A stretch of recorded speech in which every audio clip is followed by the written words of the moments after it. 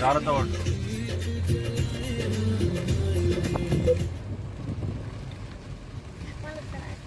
పచ్చని పొలాలు చెప్పు, ఇదొకటి మాట బంద్ చేసిన చెప్పు. పచ్చని పొలాలు ఇది పచ్చని పల్లెటూరు. ఇప్పుడు మేము పల్లెటూరుకి వచ్చినాము. ఈ ఊరు పార్వేళ్ళ. మేము వినాయకుని దగ్గరికి వచ్చినాము.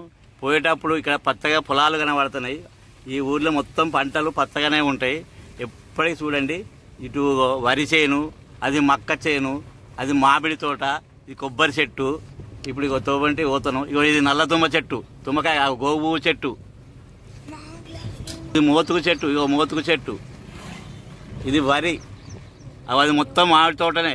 అది ఇప్పుడు ఒక చిన్న చిన్న పిందెలు కాసినాయి, కాతకొచ్చింది మామిడి తోట. ఇది గోగు చెట్టు, శివునికి ఇష్టం. ఇది బతాయి తోట, మామిడి తోట, మొత్తం అన్ని తోటలే పెట్టినరు. ఇట్లా చూసుకుంటా మేము ఇటువంటి వాతావరణం మన సిటీలో లభించదు. మనం పల్లెటూరుకి వచ్చినప్పుడు ఇలా ఉంటుంది. ఇగో ఇది చింతకాయ చెట్టు. ఇప్పుడు చింతకాయ ఎలా కాసిందో చూడండి. ఇప్పుడు మారుతుంది. అలా మొత్తం పచ్చదనం. పల్లెటూరు అంటేనే పచ్చదనం. చూడు, మామిడి చెట్టు కాయలు కాసినాయి. మనం దూరంకి వెళ్ళి చూస్తున్నాం కాబట్టి.